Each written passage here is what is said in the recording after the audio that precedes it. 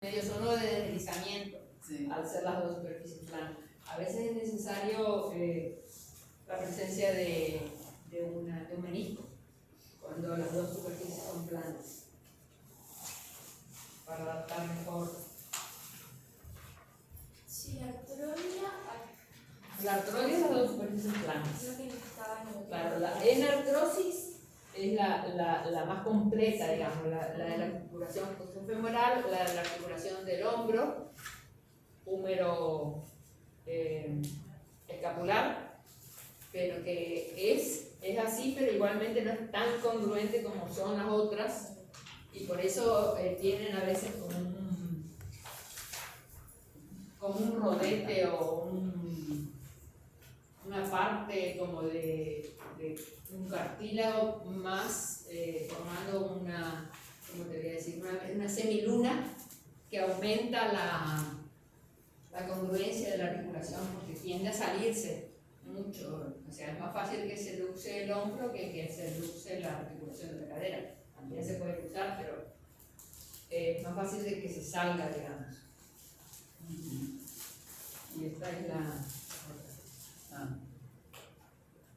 Y después lo otro en la parte de músculo, o sea, el músculo liso también tiene miofibrillas, todos los músculos tienen miofibrillas. Lo que pasa es que la única diferencia es que en el caso del músculo estriado lo que tiene es esa banda que une los filamentos de actina y miosina, que es la que le da la característica de que aparezca como estriado. Y lo otro es la regulación. El músculo estriado, regulación del sistema nervioso central. Sí. Y tanto el músculo liso como el músculo cardíaco, regulación del sistema nervioso autónomo y del sistema hormonal.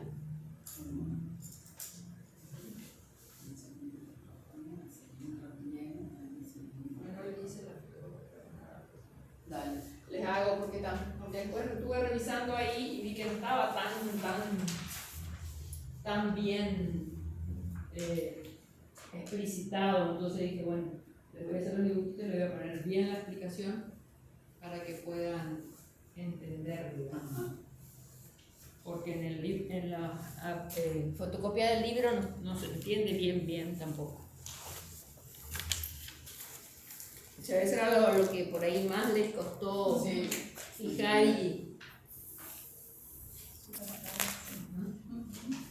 Después les traigo para que les quede. Dale. Bueno, lo que yo quería era que empezáramos con aparato respiratorio para poder avanzar un poco después, como te van a avanzar en las prácticas de pranayama y bandas y mudras y todo lo demás. Entonces, empezar a tener un poco más de ideas sobre la parte anatómica. Igual hoy lo vamos a dar todo, y también les separé el último puntecito que dice respiración celular, también es porque es un poco más menos importante en el sentido de que no lo manejamos, pero también para tener ideas, digamos, ¿no? Entonces, en principio, ver un poco cómo es la anatomía, o sea que el aparato respiratorio, su función es asegurar el intercambio gaseoso entre el medio exterior, o sea, el aire atmosférico, y la sangre. Ese intercambio se produce en una membrana, que es la membrana alveolo-capilar. El alveolo forma parte del pulmón, es una fina capa de células tipo epiteliales las que forman el alveolo. Y capilar son los vasos sanguíneos, que tienen células similares porque son endoteliales, pero también están emparentadas con las epiteliales, digamos.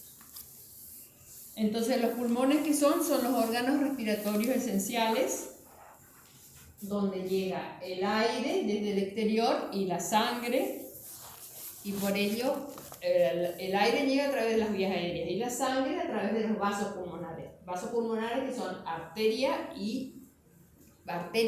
y venas pulmonares, más allá de las arterias y venas que también irrigan el parénquima propio del pulmón. pulmón. O sea, por un lado están los grandes vasos pulmonares que llevan la sangre, y por otro lado está la irrigación para la sangre para que se produzca el intercambio, digamos, y por otro lado está la irrigación propia del tejido para que se mantenga la vida del tejido, digamos, ¿no? Entonces, ¿qué órganos componen el aparato respiratorio? El pulmón y las vías aéreas, y estos se encuentran situados en 3 zonas del cuerpo: en la cabeza, en el cuello y en el tórax.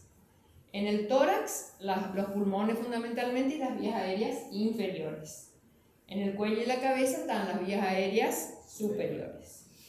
Tienen una función casi pasiva, digamos, pero pueden tener a veces, como ya experimentamos inclusive en algunos pranayamas, como Ujjayi, por ejemplo, una función de freno de aire, que en este caso es voluntaria, pero también estas vías aéreas pueden tener una función de freno de aire cuando se producen estados de inflamación por distintos factores, o sea, alérgica, como es el asma, por ejemplo. O sea, en esos casos, aunque tengan una función pasiva, influyen bastante en la respiración en sí, digamos, ¿no? Las vías aéreas superiores, que son la nariz, la boca, la laringe, la faringe y la tráquea. Y las vías aéreas inferiores, los bronquios. De todas maneras yo les puse después ilustraciones para que vayan viendo. Los bronquios, el árbol bronquial, y dentro del árbol bronquial se van achicando en cuanto a diámetro, bronquios lobulares, segmentarios, y los más finitos, los que llegan a cada uno de los alveolos, los bronquíolos. La nariz. Vamos a hablar de la nariz y las fosas nasales. La nariz está situada en el medio de la cara, a cada lado, abajo del filo de la arista central, las alas o aletas de la nariz, que bordean las narinas. O sea, las narinas es el espacio, el agujero, digamos. Las aletas o alas de la nariz son las que delimitan las narinas.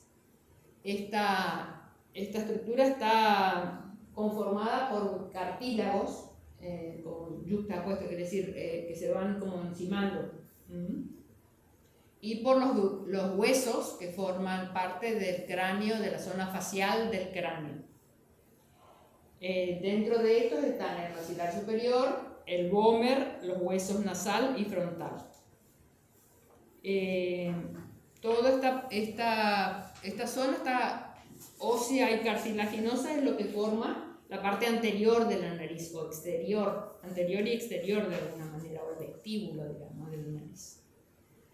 Tiene 2 cavidades, que son las fosas nasales, ya un poco más hacia adentro, se prolongan hacia arriba, las fosas nasales propiamente dichas, hasta la región donde desembocan las terminaciones del nervio olfatorio, que es lo que se llama la lámina cribosa del hueso etmoides. Ahí, por eso es que, o sea, ahora cuando dar una referencia, es por eso que el virus del COVID afecta a esas células que están en esa lámina cribosa donde termina el nervio olfatorio, y por eso es que produce ese efecto de falta de olfato, digamos, porque así como afecta a la mucosa respiratoria en su conjunto, también a esas células que están en directo contacto con las terminaciones nerviosas del nervio olfatorio. Inflama, congestiona, y por eso produce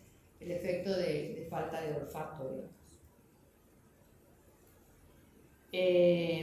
Bueno, hacia atrás están después a la fosa nasal, y bien atrás, ya cuando se va a llegar a la laringe, está lo que se llaman las coanas. Desembocan en la zona de la faringe, de la rinofaringe. En el interior de la nariz también unas estructuras óseas pequeñas, que son lo que llamamos los cornetes de la nariz. Son 3, superior, medio e inferior. y que producen, justamente por su presencia, recubiertos por supuesto de la mucosa respiratoria, producen como turbulencias en el pasaje del aire por esa disposición que tienen, así un poco como de que van produciendo pliegues. Eso hace que el aire, ya al aumentar la superficie con la que está en contacto, se humedezca y se entibie para llegar de manera más adecuada, digamos, a las vías aéreas inferiores y a los pulmones. Los pelos de la nariz, que se llaman vivirizas, también están todo a lo largo de la mucosa de la nariz, sirven para retener el polvo. Polvo incluyen bacterias también y otro tipo de partículas, y sirven para purificar también el aire que va ingresando a los pulmones. Otra función del moco también es la misma, el moco para retener y ayudar a purificar, y también en ese mismo moco hay una enzima que ayuda a matar las bacterias, una enzima proteolítica generalmente, o sea, lisa las bacterias, no todas por supuesto, si la infección es muy aguda, digamos, pero ayuda a mantener de alguna manera la salud de la mucosa respiratoria. O sea, la boca muchas veces no la consideramos como un órgano respiratorio porque habitualmente no respiramos verdaderamente por la boca, pero porque no posee todos estos mecanismos que estuvimos hablando para purificar y calentar, etcétera, etcétera, el aire, pero sí la utilizamos en algunas acciones, como al cantar, al jadear, al nadar. Bueno, la boca es fácil, o sea, uno más o menos ya todo conoce: los labios, los dientes sostenidos por los maxilares superior e inferior, la articulación temporomaxilar, las encías. Las encías son la parte de tejido celular subcutáneo y piel, mucosa en realidad, que recubre el armazón óseo. O sea, todo el armazón óseo de la boca está recubierto por mucosa. Después la lengua, que es un músculo, formado por muchos músculos, por 17 músculos,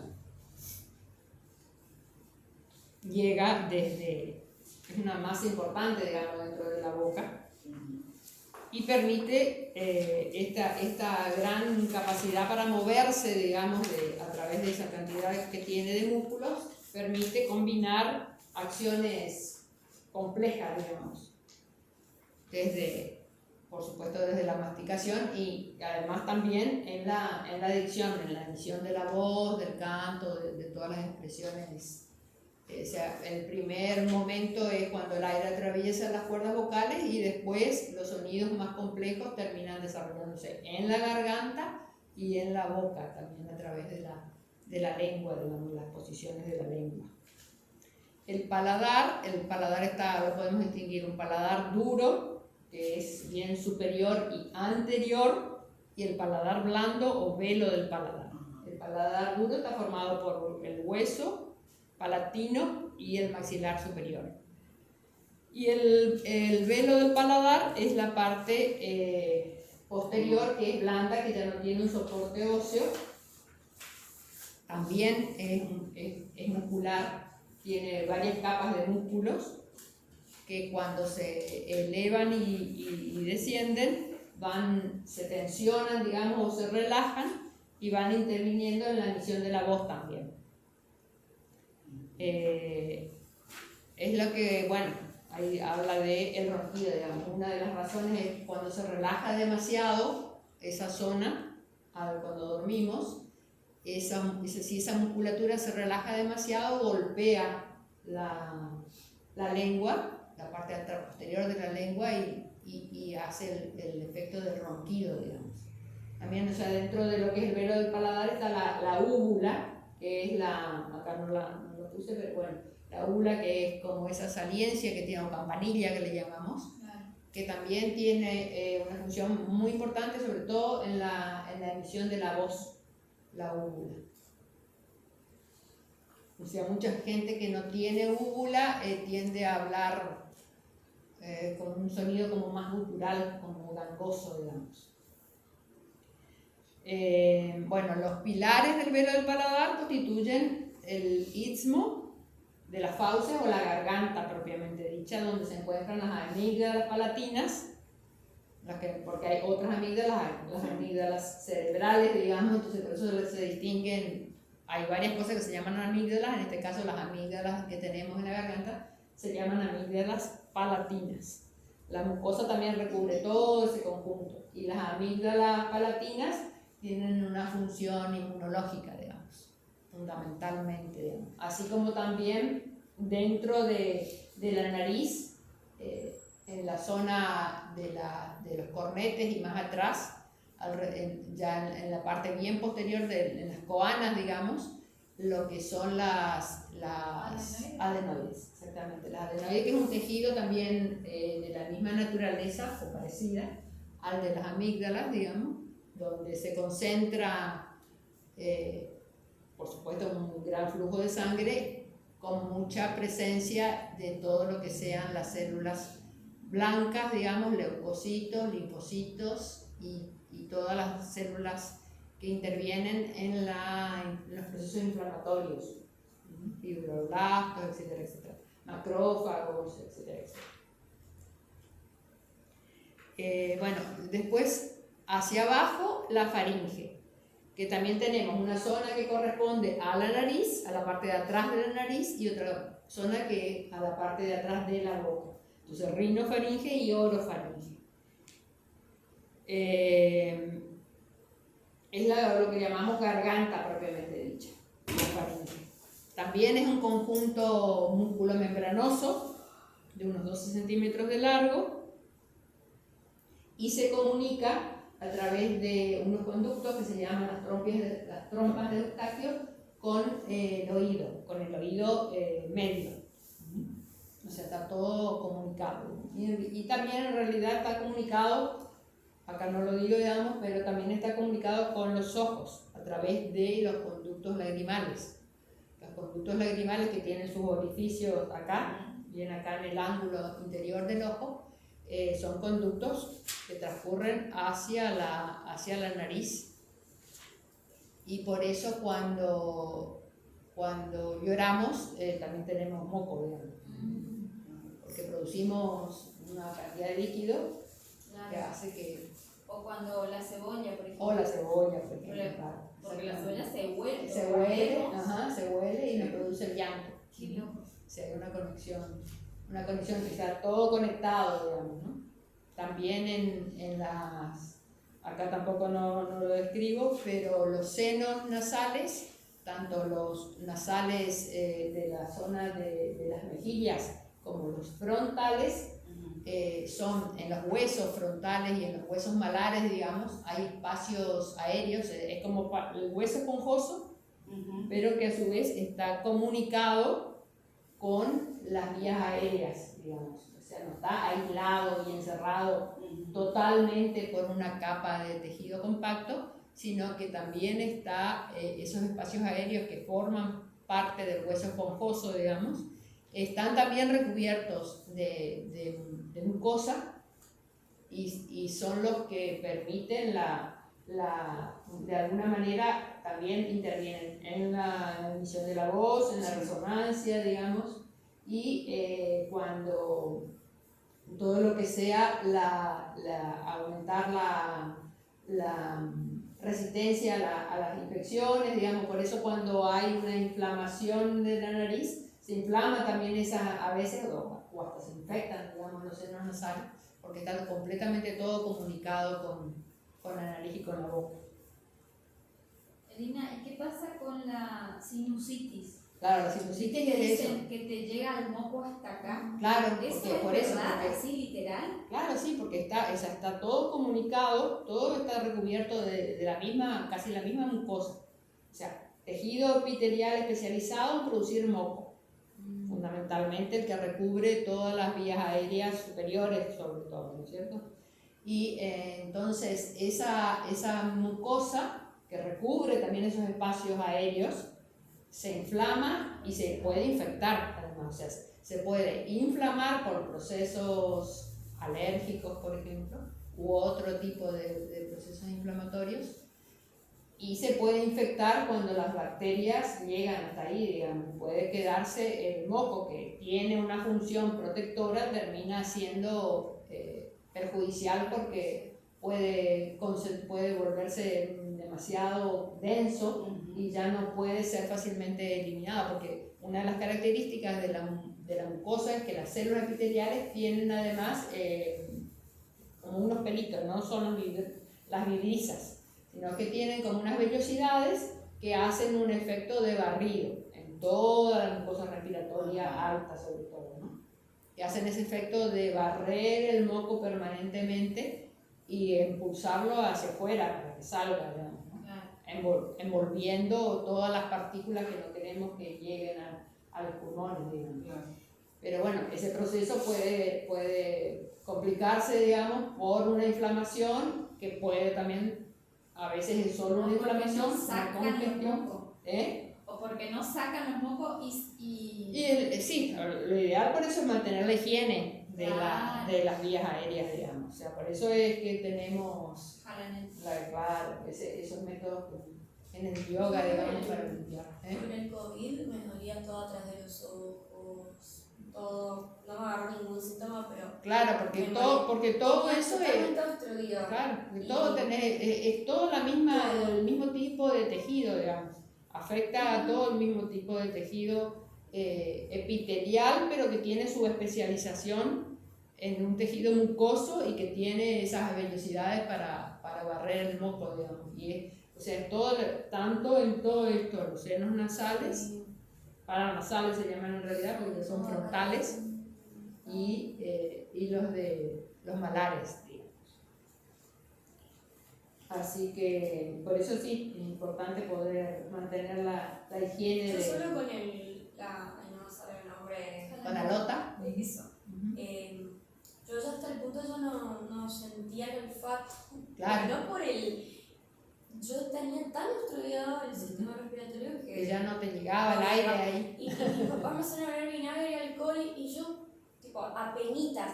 Mi mamá me dijo, venite y me dio la carrita, esa nunca me quise hacer porque no.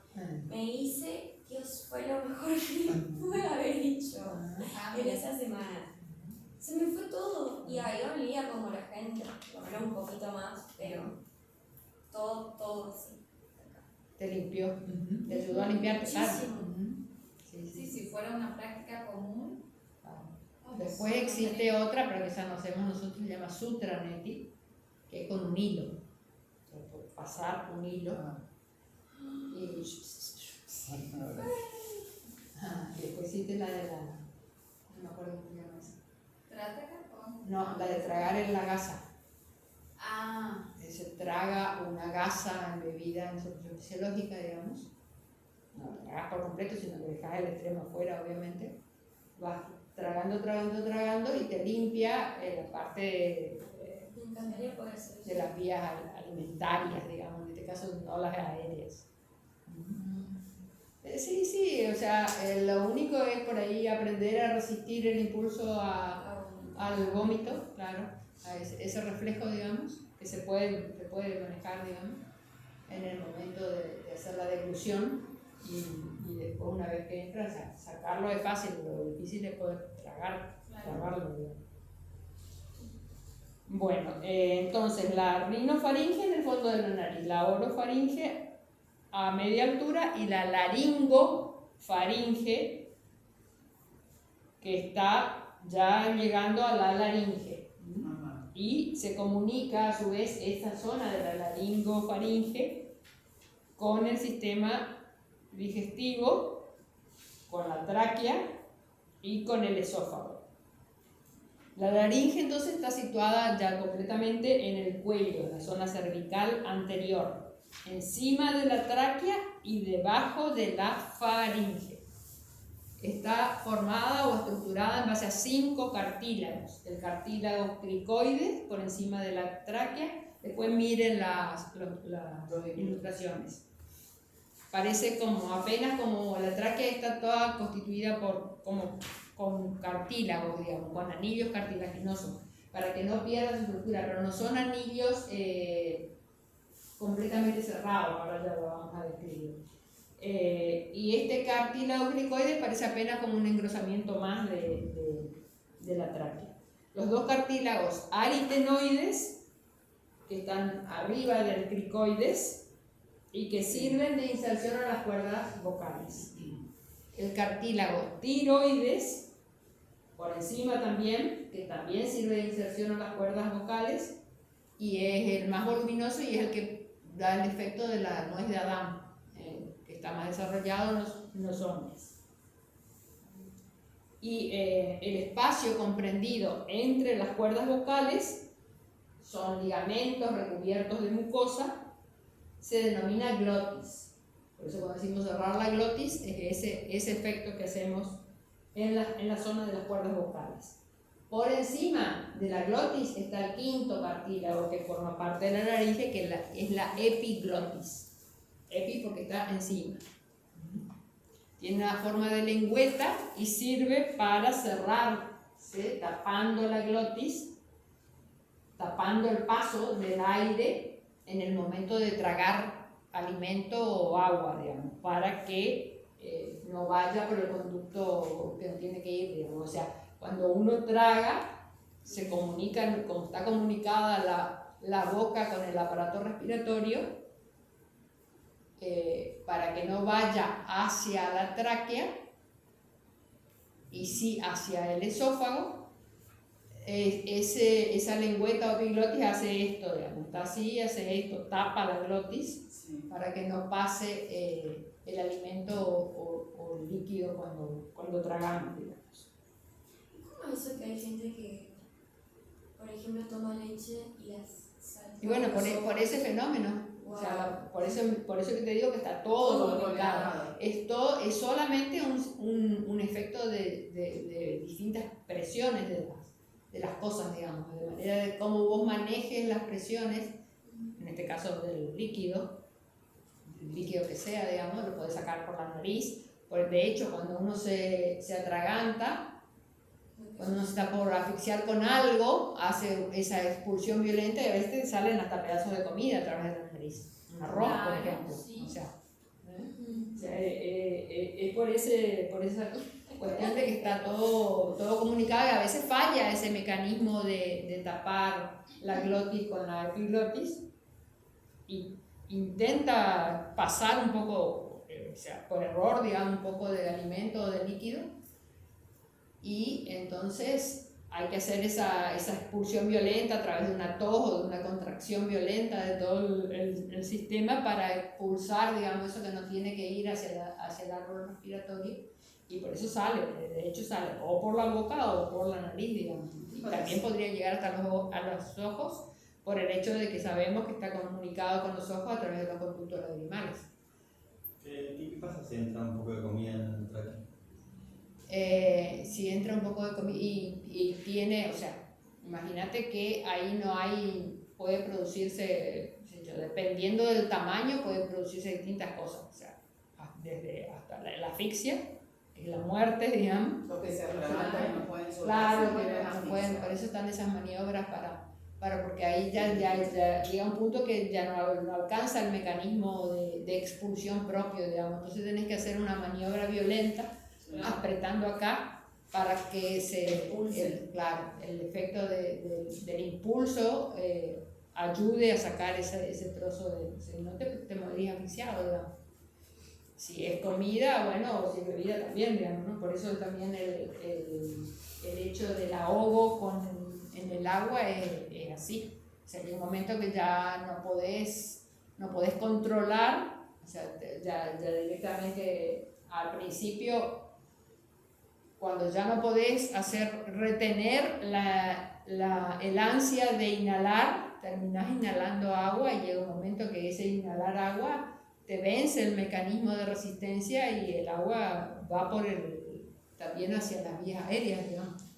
Pero ahí, si entra algo pequeño como el arroz, ahí entra en el No, se sale. claro, generalmente uno con la tos, digamos, generalmente uno puede sacar, o si no, puede producir, sí, alguna infección, por ejemplo, ¿viste? O sea, a veces los alimentos o tienen, sobre todo a veces pensar en bacterias sí también, pero además en las que son las micosis, o sea, las enfermedades producidas por hongos. Si un pedazo de pan, por ejemplo, que tiene de por sí, digamos, en su constitución, cuando se elabora, digamos, una levadura, puede tener, además de la levadura propia del pan, puede tener otros hongos, digamos, o sea, puede ser una vía de... Además estamos inhalando continuamente esporas de hongos, o sea, como las esporas son las formas de resistencia de los hongos cuando no están desarrollándose en su ambiente natural. O sea, por eso ahora también relacionado con el COVID, el hongo negro se llama, o sea, la mucormicosis, digamos. Es un hongo que es bifásico, o sea, tiene una fase de vida en la tierra. Hay varios hongos así, digamos, los que infectan las uñas o producen las micosis en la piel también son bifásicos, digamos. Tienen una vida saprófita, se llama, en el suelo, en la tierra, y tienen una vida tipo parásita, como patógena, dependiente de las células, de habitar las células, de infectar las células humanas o de animales, digamos, ¿no? De otro ser vivo, digamos. Entonces, ese hongo que produce esa enfermedad que se ve ahora está siempre, digamos, y nosotros en parte lo eliminamos a través de la mucosidad, a través del estornudo, a través de los mecanismos de sacar el moco que tiene propio el sistema respiratorio. En el caso que ya eso está dañado porque hay una inflamación, digamos, y ya todos esos mecanismos de defensa naturales están disminuidos o prácticamente desaparecidos, se instala el hongo, prolifera y, o sea, destruye todo ¿Cómo, el cómo tejido. se manifiesta? Porque yo no escuché nada. Sí, se llama hongo negro. ¿Y Le llaman hongo negro. qué le pasa? En los pulmones. Sí. Hay otras micosis también. O sea, sin ir más lejos, la tuberculosis, después la histoplasmosis. La histoplasmosis, acá no hay mucho, pero hay también. La histoplasmosis también es otro hongo que transmiten las palomas en la defecación, digamos, ¿no? O sea, cuando vos aspirás el polvillo de la defecación de las palomas, si están infectadas con este histoplasma, digamos, histoplasma capsulatum, se instalan en los pulmones, hacen un efecto parecido al de la tuberculosis, el histoplasma, digamos. Pero bueno,